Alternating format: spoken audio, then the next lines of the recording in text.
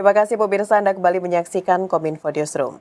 Pemirsa, Labuan Bajo berkembang sangat pesat sejak ditetapkannya sebagai salah satu destinasi wisata super prioritas. Pemerintah juga terus melakukan pembangunan infrastruktur dan juga menata Labuan Bajo agar lebih baik lagi dan menarik perhatian dari wisatawan. Setelah menjadi tuan rumah dari pelaksanaan event internasional, ini pertanyaannya adalah akan seperti apa Labuan Bajo ke depannya?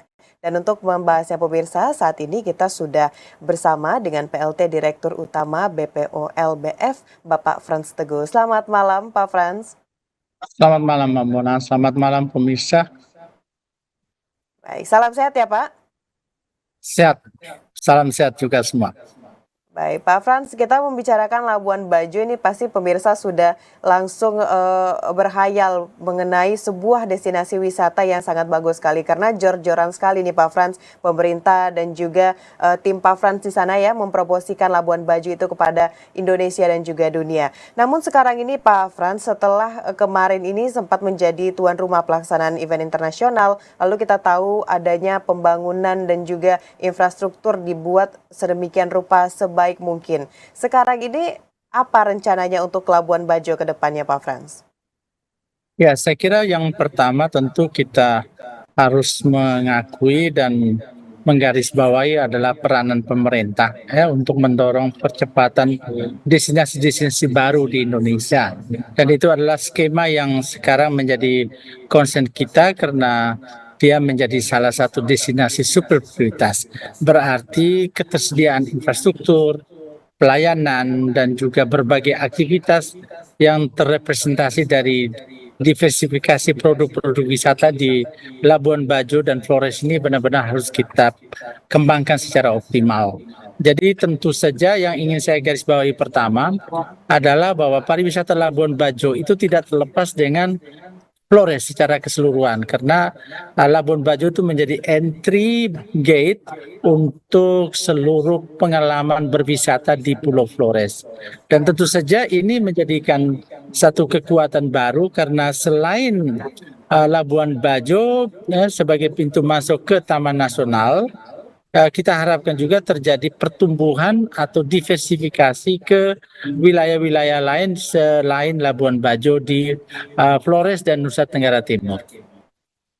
Baik, tadi Bapak sempat menyebutkan bahwa Flores ini menjadi identik kalau wisata ke Labuan Bajo dan kita juga mengetahui Pak Frans bahwa Komodo ini menjadi daya tarik masyarakat kalau berlibur ke Labuan Bajo. Nah nantinya selain dari destinasi wisata Komodo ini tentu kita harus juga mempunyai hal lain yang bisa menarik pengunjung untuk datang ke Labuan Bajo. Nah terkait dengan hal itu Pak Frans, langkah apa yang disiapkan oleh pemerintah selanjutnya? Ya, kita mempunyai skema atau skenario perencanaan yang terpadu. Jadi ada integrated tourism master plan, itu juga sedang kita kembangkan, itu yang pertama. Terus yang kedua, kita ingin memastikan bahwa aktivitas di Labuan Bajo Flores itu tidak monosentrik. Artinya tidak hanya terarah ke wisata laut atau bahari dan juga kawasan konservasi, tapi juga bisa melakukan penyebaran di wilayah-wilayah pedalaman. Karena di situ juga ada budaya, ada wisata religi, ada petualangan, ada desa-desa wisata yang sekaligus juga bisa memberikan memberikan kekuatan yang disebut dengan outstanding values proposition. Jadi artinya memang ada pola pendekatan baru. Kita juga sudah memiliki satu wilayah destinasi para puar yang kita dorong atau kita kembangkan untuk benar-benar bisa meningkatkan pengalaman etnologis, pengalaman eko, dan juga edukasi, sekaligus juga menjaga lingkungan alam dan budaya. Ya, ini artinya kami mendorong strategi-strategi yang bisa memperkuat pemberdayaan masyarakat, ya, jadi capacity building bagi masyarakat itu sangat penting karena kita harapkan bahwa pariwisata yang kita hadirkan adalah pariwisata yang juga bisa memberikan kesejahteraan pada masyarakat. Dan di sana sekaligus kami ingin garis bawahi bahwa selain infrastruktur, kita juga ingin ruang-ruang kreatif juga bertumbuh atau berkembang karena ada potensi seni dan budaya yang merupakan ambience yang penting sekali untuk meningkatkan kualitas pariwisata kita di Labuan Bajo Flores. Dan satu lagi yang penting adalah bagaimana kita ingin memastikan bahwa premium experience ini bukan sesuatu yang utopias, tapi betul-betul kita hadirkan sesungguhnya dari seluruh rantai nilai kepariwisataan yang ada di Labuan Bajo Flores. Baik, nah tentu kalau ada pengembangan dari sektor pariwisata ini juga harus diikuti dengan peningkatan kualitas SDM. Nah, sejauh ini bagaimana Pak program-program yang kita lakukan di Labuan Bajo untuk peningkatan kualitas SDM yang turut nantinya meningkatkan pariwisata juga, Pak? Ya, kita menggarisbawahi stock of resources dari pariwisata di Labuan Bajo Flores kan ada alam dan budaya.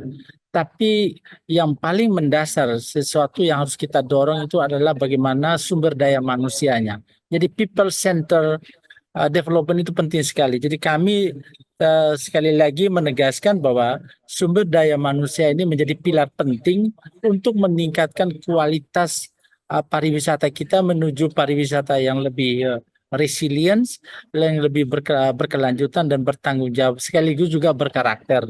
Ada berbagai program kita yang sekaligus juga kita dorong adalah pengembangan sumber daya manusia dengan peningkatan berbagai keahlian dan keterampilan.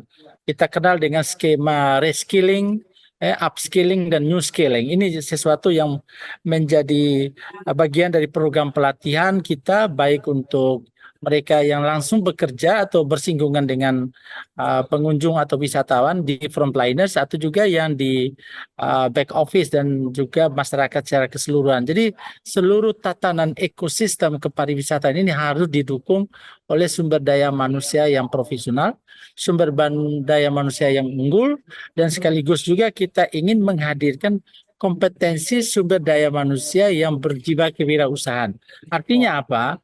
Dalam rangka kita memberikan dampak ekonomi yang lebih merata, makanya beberapa jenis aktivitas baru di pariwisata dan ekonomi kreatif benar-benar harus dikuasai dengan baik oleh masyarakat kita. Jadi mereka bisa punya UMKM, ya, mereka punya produk-produk makanan lokal, mereka juga bisa menghasilkan kerajinan, yang tentu saja semuanya adalah bagian dari pengalaman-pengalaman berwisata, dan itu bisa memberikan lapangan pekerjaan, kesempatan bekerja bagi masyarakat, tapi sekaligus juga bisa meningkatkan pendapatan bagi masyarakat setempat.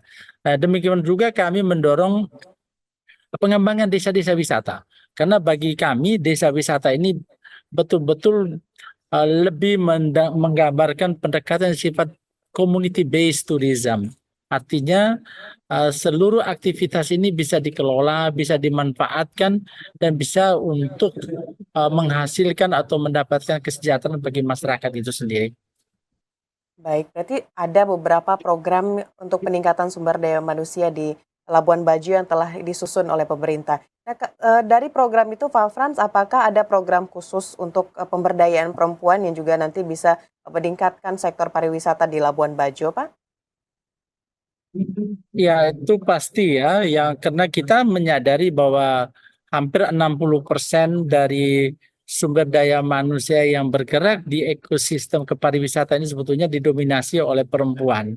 Ini Ya. kita sangat menyadari itu, dan tentu di Badan Otorita Labuan Bajo Flores, karena kita mengampu juga hampir kurang lebih 10 kabupaten sedaratan Flores, termasuk Alor, Lembata, dan juga 2 kecamatan di Kabupaten Bima.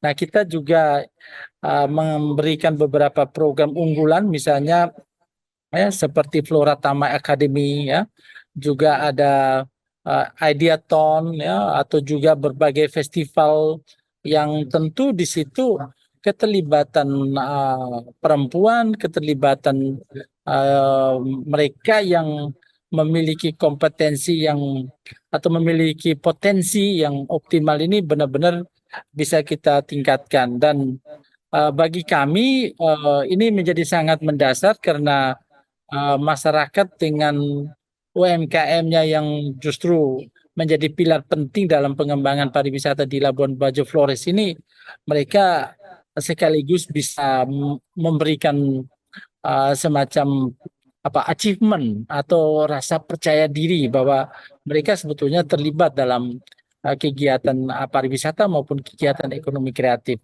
Jadi itu juga menjadi concern kami. Jadi misalnya dari total sumber daya manusia parekraf yang kita fasilitasi selama 4 tahun terakhir ini kan hampir mendekati sekitar 9.692, jadi hampir mendekati sekitar 10.000 Ya, sumber daya manusia yang sudah kita dorong melalui berbagai pelatihan dan peningkatan kapasitas.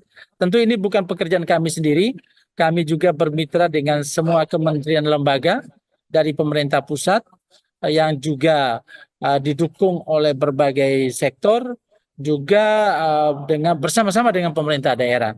Jadi itu sebetulnya concern kami agar 60% tenaga kerja yang merupakan yang terdiri dari kaum perempuan ini bisa juga menjadi bagian yang sangat penting, yang menjadi pilar penting dalam peningkatan pariwisata di Labuan Bajo Flores. baik Pak Frans, berarti bisa kita simpulkan bahwa pemberian peningkatan kualitas SDM di Labuan Bajo ini sudah merata hingga ke kalangan perempuan, tadi seperti yang sudah Pak Frans sampaikan. Nah, Labuan Bajo ini kan sebagai salah satu destinasi pariwisata super prioritas. Pak Frans tentu harus memperhatikan permasalahan pengelolaan sampah agar wisatawan ini bisa nyaman pada saat berwisata di Labuan Bajo. Nah, terkait dengan hal ini Pak Frans, apa langkah yang dilakukan oleh BPO LBF dan juga pemerintah setempat untuk mengatasi masalah sampah plastik yang ada di Labuan Bajo? Ya, ini memang sangat menarik ya, karena sebagai destinasi yang super prioritas itu berarti ada ekspektasi agar seluruh aktivitas dan juga fasilitas serta pelayanan juga harus berstandar atau comply dengan standar-standar keamanan, kenyamanan, Ya, kesehatan dan lingkungan yang berkelanjutan. Makanya protokol CHSE atau standar CHSE itu menjadi satu pilar penting dalam peningkatan kualitas destinasi di Labuan Bajo Flores atau juga berbagai destinasi di Indonesia. Itu yang kami kira perlu menjadi perhatian dan tetap menjadi concern kami. Yang kedua adalah tentu kita menyadari aspek keamanan itu menjadi sangat penting.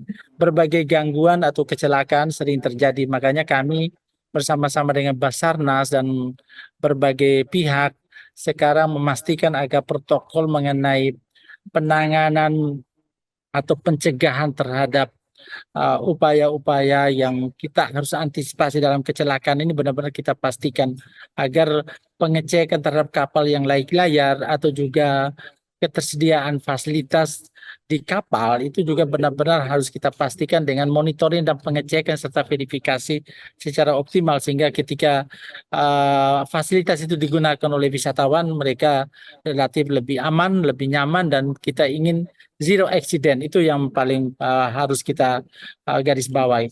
Dan yang kedua ini soal sampah betul. Kami secara serius ingin memastikan bahwa pengelolaan sampah di Labuan Bajo, di Flores dan destinasi-destinasi di seluruh kawasan pariwisata itu benar-benar bisa kita kelola secara lebih baik. Misalnya saat ini Badan Otorita Labuan Bajo Flores bekerja sama dengan berbagai NGO dan juga Pemda, kita punya pengelolaan sampah terpadu. Yang kedua, kita melakukan edukasi kepada masyarakat pendampingan pentingnya recycle, reuse dan reduce. Jadi 3R bahkan sampai dengan 5R. Atau bahkan yang penting juga adalah bagaimana edukasi kita kepada ibu-ibu, kepada rumah tangga untuk bisa memisahkan ada sampah organik, sampah non organik, sampah plastik, sampah tidak plastik. Dan ini saya kira menjadi sangat menarik. Itu juga challenging ya, bagi kita. Tapi kita harapkan destinasi di Labuan Bajo ini juga perlu dikurangi penggunaan plastik atau barangkali kita ingin sekali lagi mengkampanyekan zero waste ya, untuk free plastik ya. Itu saya kira program yang sekarang kita dorong dan kita bekerja sama juga dengan beberapa hotel di Labuan Bajo ada gerakan beach clean up ya kerjasama juga misalnya terakhir kami juga bekerja sama dengan mitra-mitra kami agar pantai-pantai dan juga daerah pesisir itu benar-benar bisa lebih apik, lebih rapi. Dan ini tentu sangat penting bagi wisatawan untuk bisa menjadi lebih aman, lebih nyaman, dan mereka ingin menikmati suasana-suasana yang lebih alami. Dan ini saya kira menjadi concern kita yang lebih ingin mendorong destinasi Labuan Bajo Flores ini lebih ramah lingkungan atau lebih environmental friendly. Baik, berarti sudah ada beberapa regulasi tadi Pak ya, ada kerjasama juga dengan pihak hotel dan juga pengelola objek wisata agar objek wisata kita ini benar-benar terhindar dari permasalahan sampah. Baik Pak Frans, terima kasih banyak sudah memberikan informasi kepada pemirsa GPR TV khususnya bagaimana pengelolaan pariwisata di Labuan Bajo hingga saat ini. Kita harapkan semuanya bisa berjalan sesuai dengan rencana dari BPOLBF dan juga pemerintah daerah dan juga pemerintah pusat Labuan Bajo semakin lebih baik lagi. Pak Frans, terima kasih. Selamat melanjutkan aktivitas. Selamat malam, Bapak. Terima kasih, selamat malam. Baiklah pemirsa, itulah dialog kita pada Kominfo Newsroom kali ini bersama dengan PLT Direktur Utama Badan Pelaksanaan Otorita Labuan Bajo Flores, Bapak Frans Teguh. Usai jeda pariwara, kami akan kembali dengan informasi lainnya. Tetaplah bersama Kominfo Newsroom.